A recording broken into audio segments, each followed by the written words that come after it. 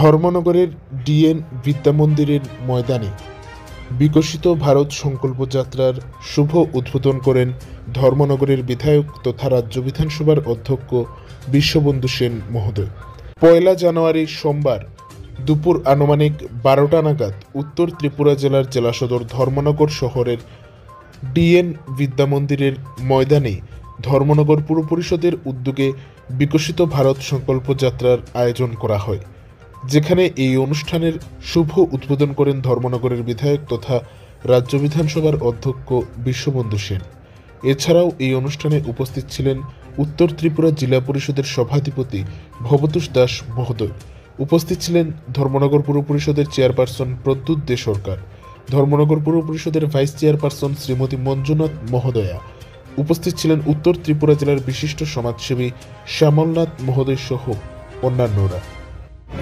এবং সর্বোপরি এখানে উপস্থিত আছেন আমাদের দক্ষ সংগঠক, সব নিষ্ঠাবান সাহসী যুবক, বিশিষ্ট সমাজসেবী শ্যামলনাথ, বিভিন্ন দপ্তরের আধিকারিকবৃন্দ, উপস্থিত মা ভাই বোনেরা, আমাদের কাউন্সিলরগণ, পঞ্চায়েত থেকে আগত বিভিন্ন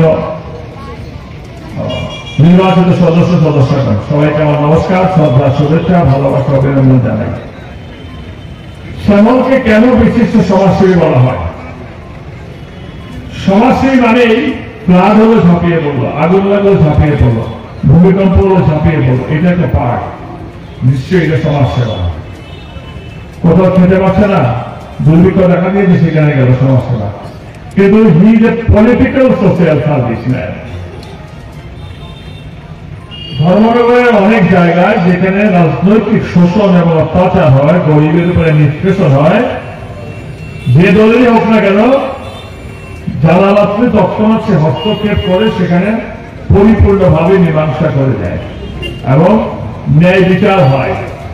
আমাদের শাসক দলের পক্ষে, বিরোধী দলের বিপক্ষে এরকম নয়। অনুরূপভাবে একটা ঘটনা, চন্দ্রপুরে একজন শক্তিশালী বিরোধী দলের শক্তিশালী সপুত্র একজনের জায়গা দখল করে নিয়েছিল। জায়গা বিক্রি হয়েছিল দলিলপত্রে একজন বয়স্ক ভদ্রমহিলা ৪২ লক্ষ টাকা অ্যাডভান্স দিয়েছে, ১২ লক্ষ টাকা। উনি চলে গেলেন শিলচরে, এখানে বসত বাড়ি বিক্রি করে। তারপরে মাঝে মধ্যে ফোন করেন, বাকি টাকা দিচ্ছেন আমাকে। একদিন সুপুত্র বলে দিলেন, সেই মাফিয়া নেতার সুপুত্র বলে দিলেন, আপনার তো পুরো পেমেন্ট দেওয়া হয়ে গেছে। পরের দিন ভদ্র মহিলা ছুটে এলেন ভাইকে নিয়ে, দেখলেন দলিলে লেখা আছে ওনাকে ৪২ লক্ষ টাকা দেওয়া হয়েছে। তখন চন্দ্রপুরে আমাদের কাউন্সিলর সঞ্জীব কর বুড়াকে ধরে সেই ভদ্র মহিলা এলেন আমার সমাজের কাছে। আজও সেই বাড়িতে বুড়া ওদের দেওয়া তালা ঝুলছে, এসে গেছে, জায়গা নিতে পারেনি। আমি হাজারবার বলেছি, এই খবরটা দেখি কেউ কোথাও আসে না। কি কারণ? কোন সুবিধাবাদী চাবিকাঠি তালা টেবিলে আটকে রাখা হয়েছে?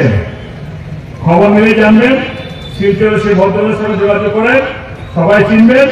ধর্মনগরে পিডিআর চাকরি করত প্রয়াত অরুণ পুরকাশের সহধর্মিনী, অরুণদা পৃথিবীতে নেই। সেই জায়গায় শ্যামল সক্রিয় ধরবে, তাই হি ইজ এ সোশ্যাল অ্যাক্টিভিস্ট। আজকে বিজেপি ক্ষমতা আছে বলে সোশ্যাল অ্যাক্টিভিস্ট নট দ্যাট, এগুলো জানতে হবে। নরেন্দ্র মোদীজি ভারতবর্ষের ক্ষমতায় আসার পর, বিজেপি আসার পর, আমরাও কিন্তু আরেকটি দলে ছিলাম। আমার অনুধাবন হয়েছে যে একটা সাম্রাজ্যবাদী, একটা গরিব শোষণকারী, একটা সমাজকে নষ্ট করে দেওয়া, একটা পরিবেশকে, পরিস্থিতিকে নষ্ট করে দেওয়া একটা রাজনৈতিক দল অহল্লার পাথর বুকে নিয়ে চেপে উঠেছে ত্রিপুরার বুকে, সেটাকে সরাতে গেলে মোদীজির নেতৃত্ব, বিজেপি নেতৃত্ব প্রয়োজন। আমরা ঝুঁকলাম।